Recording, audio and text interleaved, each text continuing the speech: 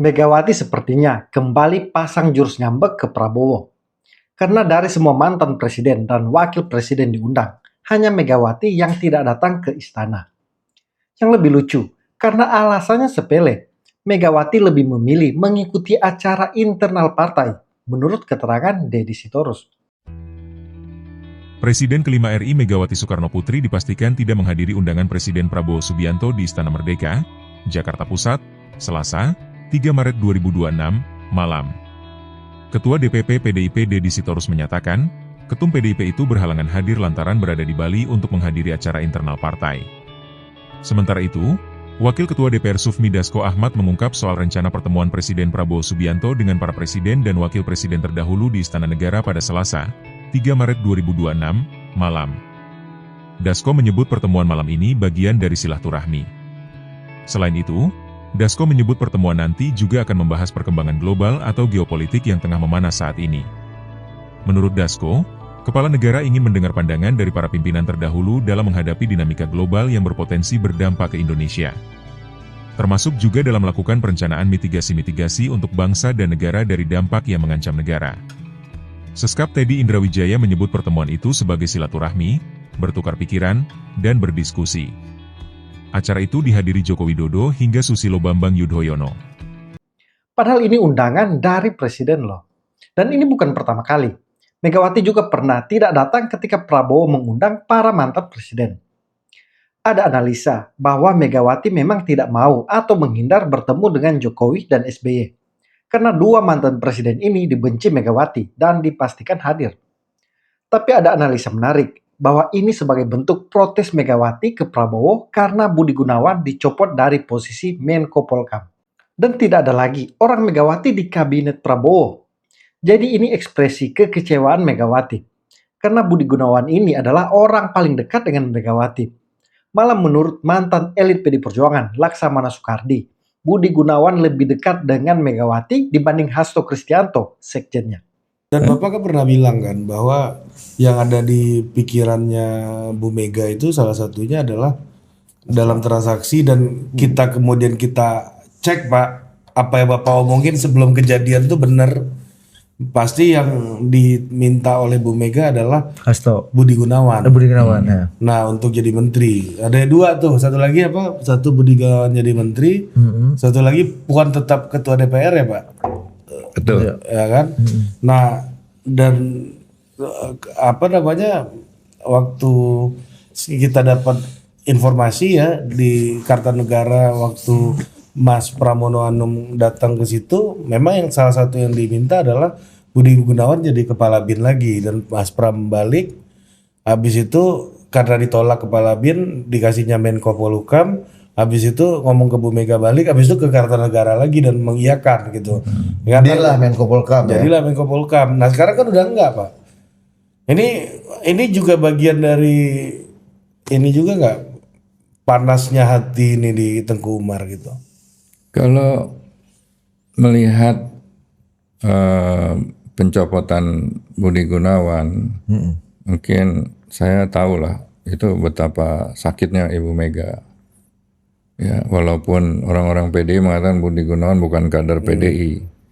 Ya, saya dari dulu saya lihat kalau rapat-rapat PDIP selalu ikut kok dia dan diajak, dan dia merupakan favorit dari Ibu Mega.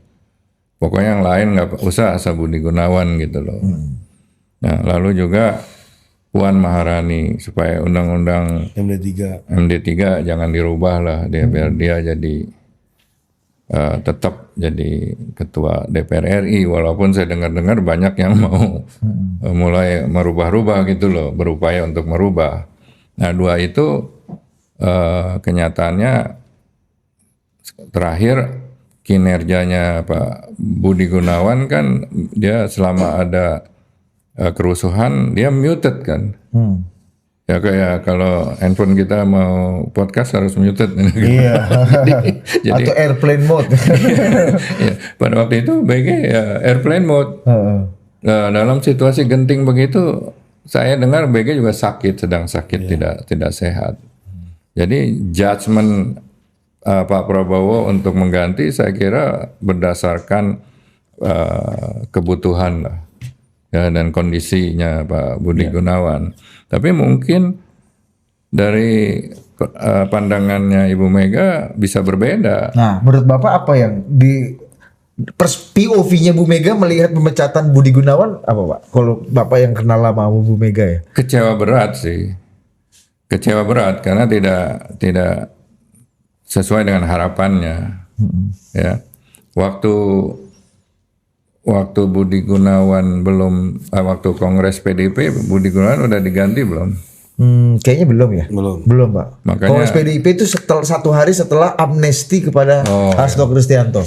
Makanya mereka mencanangkan kesetiaan Kepada mendukung Prabowo. pada pemerintahan Prabowo. Kontan tuh Pak bayarannya Iya, langsung. karena itu bayar kontan lah. Iya, cash Bukan depan Pak kontan, ya. QRIS, pakai QRIS. Enggak, itu nggak QRIS, itu cash Pak. Cash keras. Iya cash. Ambil aja kembaliannya. Megawati dan Budi Gunawan memang sangat dekat sejak Budi Gunawan menjadi ajudan Megawati. Rocky Gerung sendiri pernah menyentil kedekatan Megawati dan Budi Gunawan, terutama saat Budi Gunawan menjabat kepala BIN.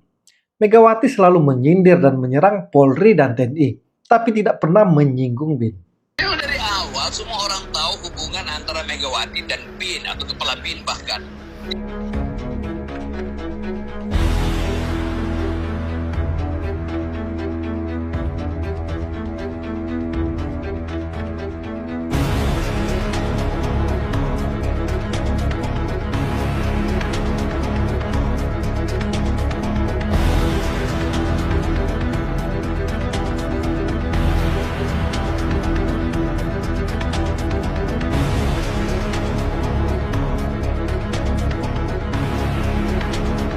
Memang dari awal semua orang tahu hubungan antara Megawati dan BIN atau kepala BIN bahkan. Jadi mesti fair juga itu bahwa semua aparat itu berupaya untuk mendekat partai politik atau partai politik berupaya untuk punya backup. Nah Megawati backup oleh BIN itu pengetahuan umum.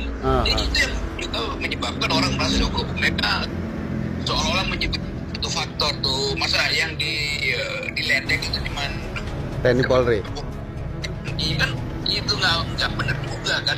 Ini juga bukti betapa pentingnya sosok Budi Gunawan.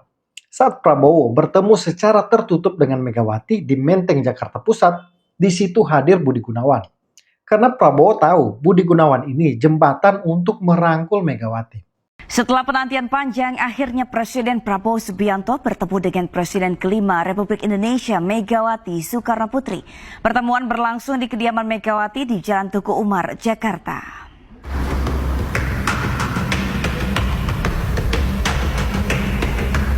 Presiden Prabowo Subianto datang ke rumah Presiden kelima RI Megawati Soekarno Putri dengan kendaraan pribadinya. Pertemuan dilakukan secara tertutup di Tugu Umar Menteng, Jakarta Pusat.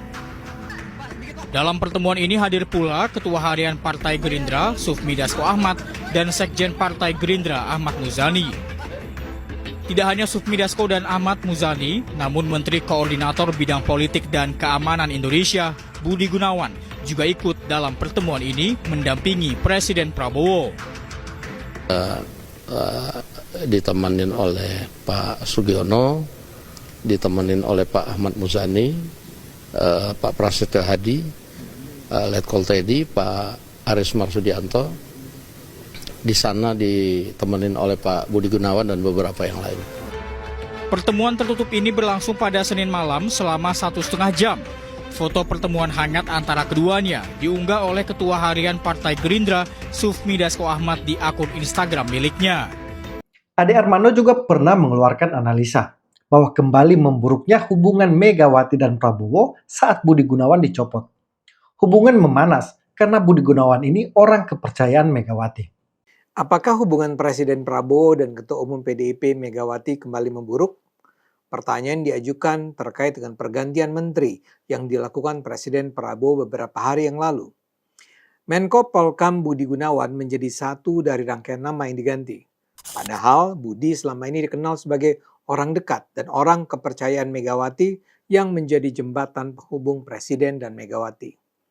Kurang dari 1 tahun setelah dilantik menjadi Menko Polkam, diakini diganti. Bahkan nama penggantinya pun belum bisa ditentukan. Untuk sementara, posisi Menko Polhukam diisi oleh Menteri Pertahanan Syafri Samsudin. Kesannya Presiden mengganti Budi dengan cara yang terburu-buru. Jadi ada apa sebenarnya dengan Budi? Sebagian pihak menduga ini terkait dengan kerusuhan politik yang terjadi di akhir Agustus sampai awal September lalu. Ini memang peristiwa besar yang bahkan sampai menewaskan 11 warga. Tapi apakah kesalahan memang bisa ditimpakan begitu saja pada Menko Polhukam? Sementara tak ada satupun pernyataan Presiden yang menunjukkan dia menyalahkan Menko Polhukam. Kalau gitu, apakah ini ada hubungannya dengan Megawati? Persoalan hubungan Prabowo dan Megawati memang menyita perhatian kita setidaknya sejak Prabowo memenangkan kursi kepresidenan. Presiden kelihatan sekali berusaha merangkul Megawati dan PDIP untuk bersatu di dalam koalisi partai-partai di DPR. Tapi untuk waktu yang cukup lama, Prabowo nampak seperti bertepuk sebelah tangan, sia-sia, tak ada sambutan dari pihak Mega. Sampai kemudian Prabowo mengeluarkan keputusan mengejutkan terkait Sekjen PDIP Hasto Kristianto. Dengan sangat tiba-tiba, Prabowo memberi amnesti kepada Hasto. Padahal upaya penangkapan Hasto sudah berjalan begitu lama, sudah dimulai sebenarnya sejak 5-6 tahun yang lalu. Dalam pengadilan tahun ini, hakim memutuskan bahwa Hasto bersalah karena terbukti menyuap anggota KPU agar meloloskan Harun Masiku jadi anggota DPR. Keputusan ini disambut gembira oleh kekuatan pro-demokrasi sebagai bukti keadilan ditegakkan di Indonesia. Hasto sudah masuk penjara. Namun Prabowo kemudian memutuskan untuk mengampuni Hasto dengan alasan untuk menjaga persatuan menjelang 17 Agustus 2025. Ini kan sebuah keputusan yang jelas mengejutkan. Prabowo dituduh macam-macam.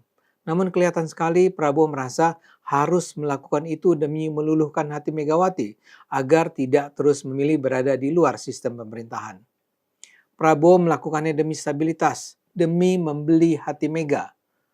Untuk sementara, taktik Prabowo kelihatan berhasil. Setidaknya Megawati sempat menyatakan PDIP tidak akan jadi partai oposisi. Walau kemudian di kesempatan berikutnya, Megawati menyebut PDIP akan menjadi partai penyeimbang. Nah, berhasilkah Prabowo menarik hati Megawati? Di sini mungkin letak persoalannya. Sikap Megawati terhadap Prabowo jelas terkait dengan kehadiran Jokowi di dalam kubu Prabowo. Bagi Megawati, Jokowi adalah pengkhianat PDIP. Megawati pasti menyadari kekalahan telak Ganjar Pranowo dalam Pilpres tahun lalu terjadi antara lain atau bahkan terutama karena dukungan Jokowi terhadap Prabowo. Megawati menyadari bahwa Gibran jadi faktor penentu kemenangan Prabowo. Megawati memang sudah memecat Jokowi dari PDIP. Tapi kalau sekarang Megawati diminta bergabung dengan koalisi Prabowo, dia berharap Prabowo seharusnya bisa meminggirkan Jokowi. Ini yang nampaknya tidak bisa dipenuhi Prabowo. Buat Prabowo, menyatunya Megawati dengan kubunya memang faktor penting bagi masa depan Indonesia. Namun kalau untuk itu dia harus minta Jokowi atau bahkan SBY menyingkir, itu adalah harga yang terlalu mahal. Karena itulah kemudian kita bersama-sama melihat bagaimana rencana persekutuan Prabowo dan Megawati tidak kunjung tercipta. Megawati bahkan tidak hadir memenuhi 2 undangan kenegaraan. Dia tidak hadir dalam acara pidato kenegaraan pertama Presiden Prabowo di sidang tahunan MPR pada 15 Agustus. Alasannya, dia sakit. Dia juga tidak hadir dalam upacara hari ulang tahun Republik Indonesia pada 17 Agustus. Alasannya, dia jadi inspektur upacara HUT RI di Sekolah Partai PDIP, Lenteng Agung, Jakarta Selatan bersama kader dan masyarakat. Banyak pihak tak percaya dengan alasan-alasan yang diajukan. Jadi yang terbangun dalam persepsi bahwa Megawati ternyata tak mau memenuhi undangan Prabowo, bahkan setelah Prabowo mengorbankan banyak hal. Misalnya membebaskan Hasto yang adalah orang penting PDIP di mata Megawati. Pada titik itu, publik sebenarnya bisa mulai melihat bahwa Prabowo masih seperti bertepuk sebelah tangan. Upayanya merangkul PDIP tak bertuah. Dan peristiwa terakhir yang juga penting ketika Presiden Prabowo mengeluarkan pernyataan bersama tentang gelombang demonstrasi pada 31 Agustus. Seluruh ketua umum partai yang memiliki kursi di DPR hadir bersama dalam acara itu, termasuk Megawati sebagai ketua umum PDIP. Mega berdiri tepat di samping kiri Prabowo yang sedang berpidato. Saya mungkin salah, tapi dalam penglihatan saya, Megawati terkesan sangat tidak comfortable, berwajah asam dan gelisah. Ya, saya tidak ingin melebih-lebihkan apa yang terjadi. Tapi yang jelas tampaknya tak ada perubahan dalam hal sikap Megawati dan PDIP semenjak Hasto dibebaskan. Semua kembali seperti bisnis, seperti biasa. Bahkan Ade Armando bercerita, Seskap Teddy pernah dihardik Megawati karena sedang marah ke Prabowo. Megawati tidak segan-segan merendahkan Seskap Teddy, orang kepercayaan Prabowo. Beredar pula cerita di Instagram di akun Murtada, mantan pendukung Jokowi yang kini menjadi sangat PDIP. Dia bercerita tentang kedatangan Mayor Teddy Indrawijaya, Sekretaris Kabinet, ke rumah Megawati untuk mengantarkan undangan ke MPR. Teddy tidak sendiri, dalam rombongan ada pula pejabat pemerintah lainnya. Namun dikabarkan Murtado, Megawati menghardik Teddy. Kamu ini siapa? Kok bisa jadi Seskap? Kamu kan nggak tahu apa-apa, nggak punya pengalaman. Teddy cuma bisa menahan marah dengan memasang wajah serius yang malah membuat Mega semakin jauh bicara. Aku tahu kamu kesal dan jengkel kan? Nah, kalau cerita ini benar, apa yang dikatakan Mega jelas tidak pantas. Teddy datang ke sana sebagai wakil resmi pemerintah dan sama sekali tak melakukan kesalahan apa-apa. Apalagi kita harus ingat, Teddy adalah orang kepercayaan Prabowo. Ini jelas menunjukkan kusamnya hubungan Megawati dan Prabowo. Dan ini mungkin yang bisa menjelaskan apa yang terjadi dalam kasus Budi Gunawan. Budi Gunawan adalah orang kepercayaan Megawati. Ketika dia dipilih menjadi Menko Polkam, orang melihat dia sebagai satu-satunya orang Megawati yang dipersilakan masuk ke dalam kabinet Prabowo. Dalam persepsi banyak pengamat, dia ditarik agar bisa menjadi jembatan hubungan antara Prabowo dengan kubu Megawati. Kita mungkin perlu mempelajari perjalanan Budi Gunawan atau lazim disebut BG sebelumnya. Dia menjadi ajudan Presiden Megawati pada 2000 sampai 2004. Selepas itu dia menjabat berbagai posisi penting di Polri, mulai dari Kapolda Jambi 2008-2009 sampai Kapolda Bali 2012. Di era Jokowi, karirnya sebenarnya semakin cemerlang. Pada Januari 2015, Jokowi bahkan sempat mengajukan nama BG sebagai calon tunggal Kapolri kepada DPR. DPR lantas mengumumkan BG lolos uji kelayakan dan kepatutan sehingga bisa dilantik oleh Presiden sebagai Kapolri. Yang membatalkan adalah KPK. KPK mengumumkan bahwa mereka menduga ada transaksi mencurigakan atau tidak wajar yang dilakukan BG saat jadi Kepala Biro Pembinaan Karir PSDM Polri periode 2004-2006. Kalau Anda masih ingat, polemik ini dulu disebut sebagai kasus rekening gendut. Tapi KPK gagal menjadikan BG sebagai terdakwa di pengadilan karena dia mengajukan pra-peradilan dan menang. Statusnya sebagai tersangka gugur dan kasusnya dilimpahkan ke kepolisian sebelum akhirnya dihentikan karena dinilai tak memiliki bukti yang cukup. Bagaimanapun akhirnya posisi Kapolri diberikan kepada Badrodin Haiti meskipun BG sudah menyelesaikan uji kelayakan dan kepatutan.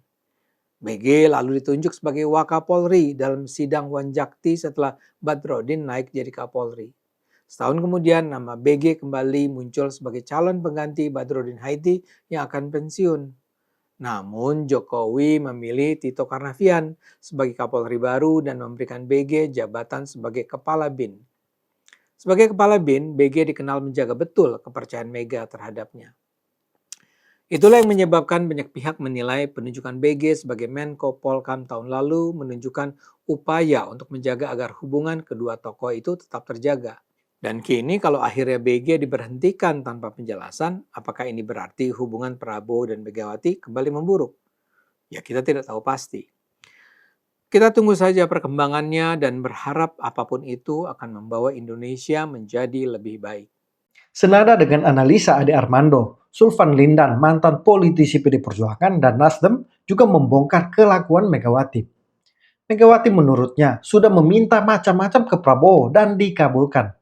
Tapi malah menyerang Prabowo dan ikut terlibat di demo Agustus. Satu, Ibu Mega minta Wisma Yasu dikembalikan. Dikasih kan? Kedua, minta rumah dikasih uang 200 miliar untuk rumah mantan Presiden Bung Karno. Buat sisa gaji, kompensasi kan, dikasih kan? Uang pensiun. Terus dia minta bagaimana caranya Hasto bisa ikut kongres. Nggak buat amnesti sama Pak ini. Tapi terus terang, kok mereka tega? ikut-ikut dalam gerakan Agustus menyerang pemerintah. Bahkan yang menarik, masih dari keterangan Sulvan Lindan, ternyata Megawati dan PD Perjuangan yang menginginkan Anies Baswedan menjadi tersangka kasus Formula E. Karena Anies dipandang sebagai lawan terberat Ganjar di Pilpres 2024 lalu, bukan Prabowo. Jadi agar supaya Ganjar bisa menang mudah, Anies harus menjadi tersangka. Dan yang menarik, yang membela Anies malah Jokowi. Jokowi yang tidak mau Anies menjadi tersangka. Saya mendengar ini, kalau salah ya saya minta maaf, ya kan? Dan kita minta maaf duluan.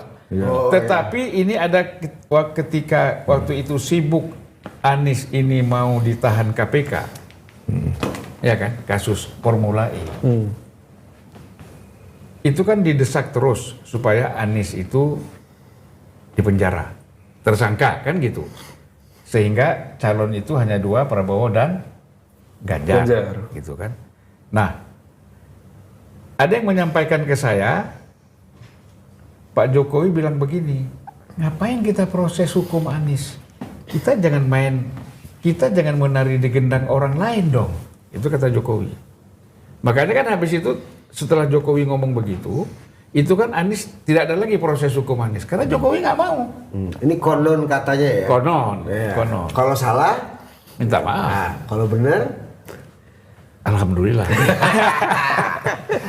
Nah, jadi begitu. Jadi Anies itu sebenarnya nggak jadi diperiksa oleh KPK secara terus sampai menjadi tersangka, dari penyidikan menjadi tersangka, karena Jokowi nggak mau. Genderang orang lainnya maksudnya gimana? Iya. Ya genderang orang yang bermain di KPK pada masa itulah. Oh, maksudnya di internal KPK. Tapi pengakuan Sekjen Hasto internal KPK dan yang menentukan siapa Firly jadi itu. Di sini maksudnya ya PDIP lah. Oh, itu gamenya PDI berarti. Jokowi nggak mau ikut campur Nggak itu. mau. Tapi kata Dan Sekjen Hasto yang mau masukin Anies ke penjara berarti PDI dong. PDI. kata Sekjen Hasto supaya ini tesis baru supaya si itu lancar. Itu tuh siapa? Ganjar. Oh, oke. Bukan Jokowi. Bukan. Jokowi konon katanya Jokowi justru menolak, melarang untuk melanjutkan pemeriksaan terhadap Anies. Oh, dengan asumsi kalau Ganjar yang lawan lawan Prabowo, Ganjar pasti menang. Karena Jokowi kan masih di situ. Tapi yang miris, malah Prabowo Gibran yang tidak diperhitungkan PD Perjuangan malah menang. Sebaliknya, Ganjar paling rendah, hanya 16%. Ini juga jadi nyambung dengan tuduhan PD Perjuangan bahwa Jokowi yang melemahkan KPK dengan merevisi Undang-Undang KPK. Malahan Hasto dan Ferdinand menuduh Jokowi siapkan uang 3 triliun. Bestari Barus, politisi PSI, membongkar siapa yang punya kepentingan dari pelemahan KPK. Itu partai politik yang menguasai DPR, salah satunya PDI Perjuangan, sebagai partai mayoritas di DPR. Karena yang paling banyak ditangkap KPK itu DPR dan elit partai politik. Apalagi revisi Undang-Undang KPK itu inisiatif DPR yang ketuanya Puan Maharani, anak Megawati, dan salah satu ketua DPP PDI Perjuangan. Bukan inisiatif pemerintah atau Jokowi. Dan Jokowi pun tidak tanda tangan revisi UU tersebut. Tapi elit PDI Perjuangan memframing seolah-olah Jokowi yang ingin melemahkan KPK. Bang Bestari, komentar Anda.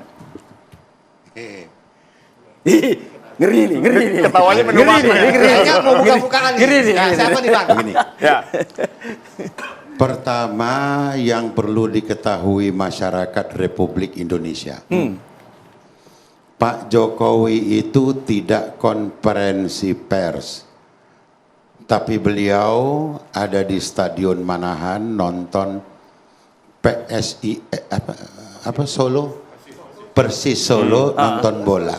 Ini maksudnya ya, apa ini yang ini dulu, bukan yang itu nanti. Oke. Kemudian beliau di doorstop. Pak, bagaimana Pak? Sepertinya ada wacana untuk kembali. yang terbaru ini, yang tadi kita play tadi ya. Kembali menguatkan KPK. Beliau setuju. Setuju. Setelah beliau menyatakan setuju, diikuti dengan kata-kata, dulu saya tidak tanda tangan tapi. Betul. Tidak tanda tangan ini konstitusional. Jadi jangan ada kemudian ini digoreng-goreng.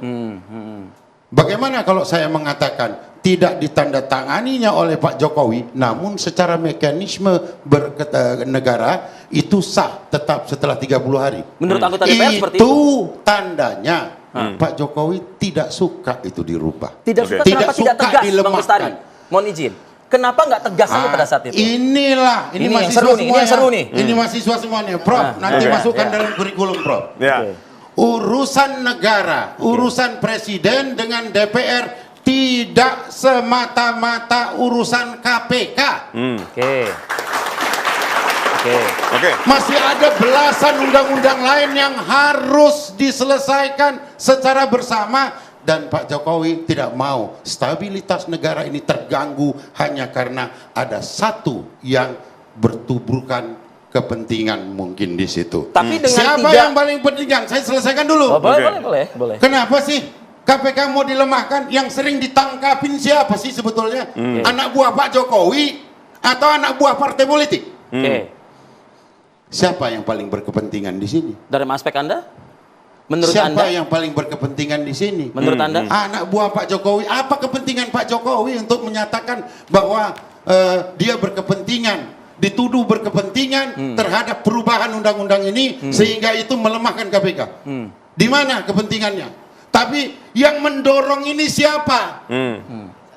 Siapa yang mendorong ini sedemikian kerasnya bertahun-tahun berulang-ulang seperti disampaikan Yudi Purnomo? Siapa yang mendorong itu? Anda tahu nggak? Ya Bang Bestari dah. Bang Bestari ya? Oke. Siapa? Anda, Bang. Mana mungkin Dan saya? teman-teman Anda, Bang. PSI Nggak, kita belum nggak bicara ada di... Janganlah, Anda belum setahun di PSI, Bang. Iya, tapi kan saya katakan bahwa PSI belum ada di parlemen. Betul. Dan saya bertanya kepada ketua harian kami yang mantan ketua fraksi. Pernah bertemu untuk membahas ini? Tidak pernah. Siapa yang punya kekuatan yang suka ngomong tentang Korea ini? Kalau Pak Mahfud jangan bicara di sini kepada ketua umum Korea ini. Ini yang perlu kita bedah. Siapa ini Korea?